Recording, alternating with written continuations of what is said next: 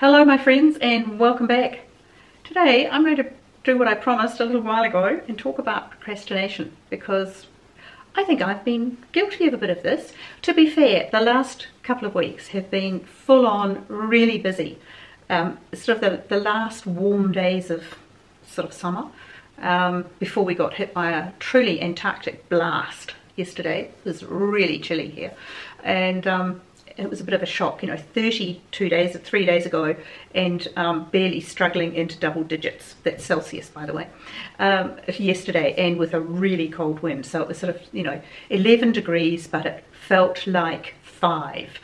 It's a bit of a shock to the system. But anyway, so I've been busy, lots of things. March and beginning of April are the birthday months in my family. Well, we have two sort of groups of birthday months, and that's one of them. So a lot of people I know have had birthdays, and it's been lovely, especially after the last 12 months, when we couldn't do these things. So I've been very happy to be out and about and busy, but I have neglected you. So today I'm going to talk about procrastination. I'm going to say that there are two different sorts of procrastination. One's caused by friction and the other one's caused by fear. And they have the same name and they are completely different. So the friction one, the first one, is easy. That's the, oh, my kitchen is a mess because I've got dirty dishes, having a holiday in the sink or on the counter because the dishwasher is full of clean dishes that I haven't unpacked. So the friction to clearing your counter and getting a load into the dishwasher is the fact that you've missed this one step.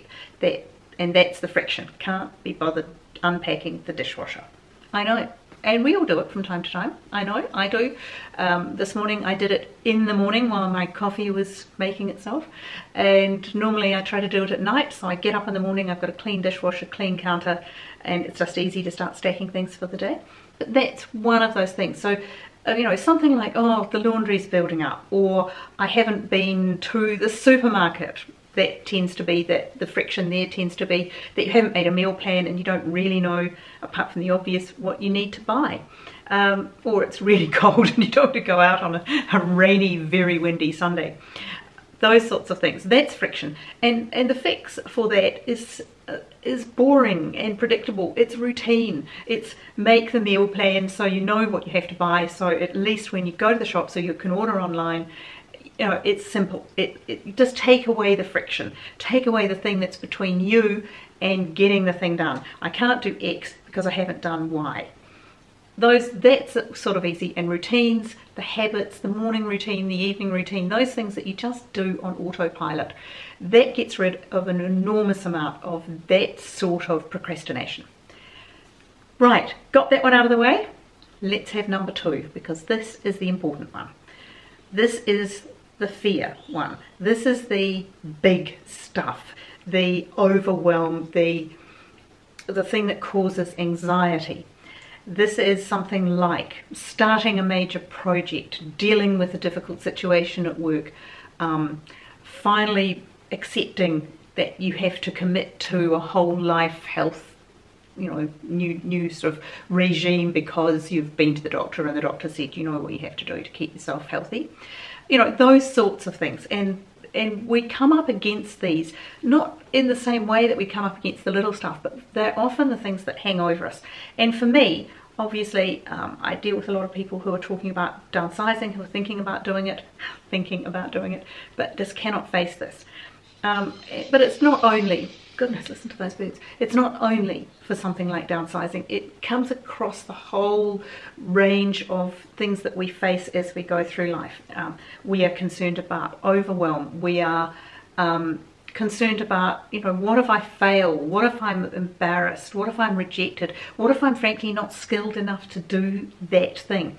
And they cause anxiety because they're making us, to fix these things, we have to go outside of our comfort zone. We have to deal with our egos, because a lot of this is ego based, but I'm not going to really give you a hard time about that, because it's the same for all of us. The thing is that when we move outside of our comfort zone, we feel the same anxiety as in our bodies as we did when we were back on the savannah and a lion, or actually more likely a leopard because they tend to eat ape species, was likely to decide to make us lunch, i.e. make us the lunch, not actually make us lunch. Yeah, so that actually, our bodies respond in the same way to that fear, to that overwhelm, to that anxiety, as they did when we were likely to be eaten by something and we had reasonable anxiety. So we get the flood of adrenaline, we have that cortisol issue. So we have the same neural responses as we did back then. And by neural response, I don't just mean your brain. Don't forget, our gut is our actually our really big second brain. Maybe it's the first brain, who knows? I don't think if that work has been done yet. But the way it affects our heart, our gut, our brain, all of these things, they're perfectly reasonable responses. But it's just that we've been taken off the savannah and now they're not concrete in the same way as they were when it was a leopard or a lion or something, about to eat us. Instead, it's overwhelm, fear, things that make us feel small, things that make us feel incompetent. So what's the fix for that sort of big procrastination issue? Well, let's take downsizing as an example, because the first step obviously is to know what you want. And you think, well, I want to be downsized, I want to have a small house and I want to live in this place or whatever. But there are an awful lot of steps between where you are now and waking up in your new home, comfortable in your new community or whatever it is that you've chosen to do. And there are thousands of decisions that have to be made between making that first decision to do it and actually getting it completed. So I understand that is overwhelming for any of us, because you're stepping out of your comfort zone, literally and figuratively. It is confronting. So the first thing I think you have to do is to accept that you are going to resist this. You are going to find 1,001 reasons why this isn't the time to do it, or today isn't the time to start, or that perhaps your partner's not on board, or your kids have issues with it, or your friends say you'll be unhappy. All of these things can add into your own resistance and basically give you an excuse for putting it off. Now, the only way, and I know I've said this 1,000 times, haven't I? The only way to beat that overwhelm is to have a plan for where you are going with your life, right? Not just into a location, but what sort of life do you want? What does your best life for the next 10, 20, 30, 40 years look like? It shouldn't just be something you go into casually because other people do it. So the first step in dealing with the overwhelm that comes with downsizing, and to be honest, this is the same across the board for a lot of things that I mentioned, like, dealing with somebody difficult in your workplace, or starting that first step along the way to leading a healthier life. If you break it down into baby steps, then we don't, as humans, we don't see that as so much of a threat. I mean, it's perfectly natural that that whole thing feels like a threat. Whereas if you can make it a small thing, then it is less threatening and we were more likely to achieve a baby step. And this is where we come into this thing called the confidence competence loop. Psychologists love this. It simply means that when you do something and it comes out kind of okay, like 80-20, like done is better than perfect, all of that, when you actually do something, then it makes you feel more competent to do it again. And that builds confidence. So that if, I'm not kidding, if it's something as small or as big, depending on how you live, as cleaning out the junk drawer, or going through your seasonal change of clothes from your wardrobes, even if it's something that is, manageable size like that, if you do it, even if you do it 80% okay, that makes you feel more competent and more confident to take on the next step. So the next bit doesn't feel as bad. So focus on the outcome that you want from what you're doing, and be ready for the feelings that come in. Because if you sort of welcome them in. You say, hello, yes, I know that I'm going to feel a bit anxious, whatever, I can recognize it. Hello, anxious.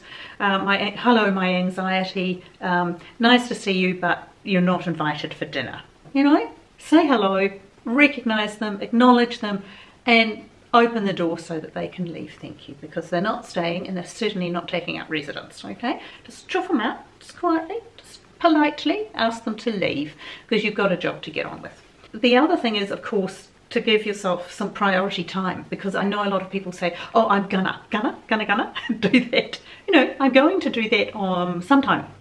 And you know, that time that never comes is sometime.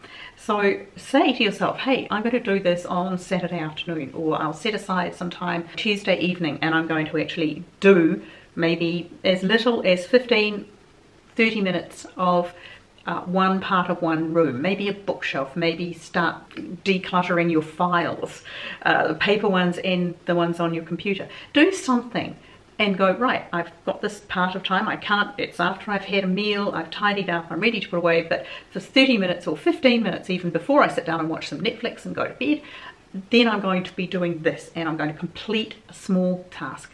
And those small tasks add up, but they also feed back into that competence confidence loop that makes you more able to take on the bigger task. Now, if you are still stuck and really not able to even start the baby steps, then set aside that priority time to think about what your roadblocks are. Sit down, pencil and paper. I'm still a pencil and paper person when it comes to thinking. I use computers for everything, but I still find literally a pad of paper and a couple of good pencils that I can solve the problems of the world. Not quite, but you know what I mean. And actually break it down into, you know, okay, I'm feeling anxious about this, you know, about X. Okay, well, what is it about that makes me anxious? And well, it might be these things. And you go, okay, well, what about those things is actually a problem? And confront each one as it comes up. Okay, what then? And just follow through so that you are breaking down your issues, and then you'll find out what it is. Maybe it's just simply too big a task to do on your own, physically or emotionally, and you need some support. Maybe it's that you know, you've taken on renovating your bathroom and you realize that you really are not up to tiling it. Some people are. I mean, I've done tiling, you know, my son's a really good tiler, he taught himself, but I mean, you don't have to be good at everything in this world. And you know, maybe that's something you just have to acknowledge, that you might have taken it on. Doesn't mean you can't say, hey, I need to stop here. I need the bathroom back to, you know, into really nice condition. I'm going to have to employ somebody to do it.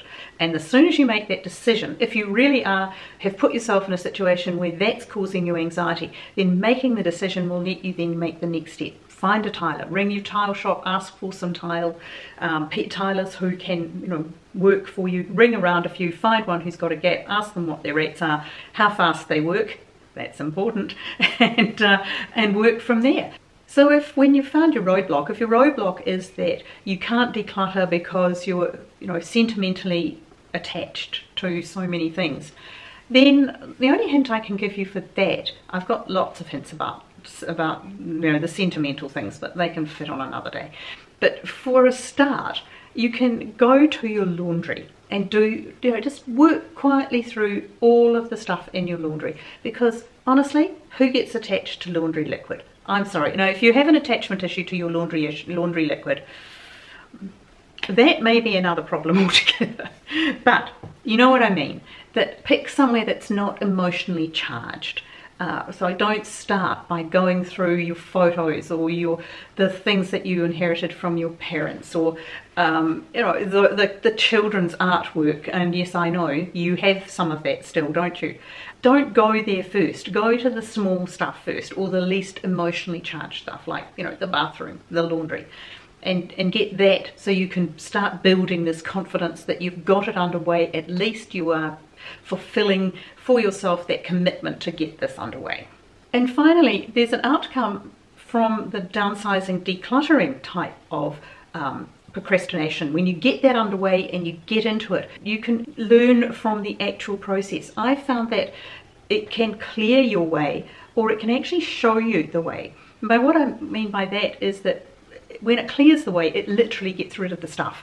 If you are looking around your home and you are stopped from taking the next step to your best life, that would include downsizing, by the physical amount of things in your home that literally are blocking your way to it, that you have to get rid of them, is the roadblock to moving on to your new life. So getting the stuff out is the first step, because the stuff is paralyzing you and keeping you in place when you don't want to be. But the other thing about it, that going through your things can show you the way to your future. And by that I mean that when you go through and you sort things and you say, well, I loved this once, but quite honestly, it's, you know, it's not something that is about me now.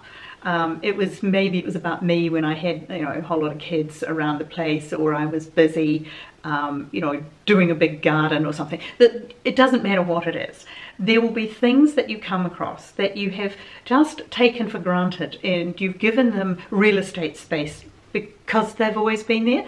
But somehow, by questioning yourself about whether they will have a place in your next home, in your new life, that in itself questions what your values are, what you would like your new life to be like, how you would like it to look. I mean, do you really want all the craft things that you loved so much once? Are they still things that are important to you? They may be. I'm not saying that they shouldn't be. I'm just saying when you question that, you may think, oh no, I really can live without those, and that was a certain time of my life, and now I prefer a more open, you know, a more simple, I'm not saying minimal, but, you know, Japandi perhaps. That's something else I want to talk about. Yeah, I know it's the new trendy thing. It's called Japandi. It's sort of a blend of Japanese and Scandinavian in terms of decor. And that may be the path to finding your best life. You know, what are the things that currently for you right now really do bring you pleasure, that really do fit into the who you are now, not the who you were 10, 20 years ago. Nothing wrong with that person, just that we change, we evolve. And I think in accepting that and sorting out your things, you can see more of who you are today, so that that person can be represented more honestly perhaps in your new life, in your new home. Phew, there was a lot of talking there. Okay, I hope there's something there that you can use as a takeaway. If there is, please give me a thumbs up. Subscribe if you're not already. Hit the notification bell, because that lets you know when I've posted a video. And always leave me a comment down below, because even if I don't answer them all, and I always read them and I love seeing your comments, sometimes I get to them, sometimes I don't. It just depends on my life. But yeah, engage. I love it, and I love it when you start talking to each other too, because it's so supportive, and I think that this little tribe is such a fabulous group of people. Whatever you're doing, I hope that you are keeping safe and well and having a lovely week, and I will see you in the next one. Bye.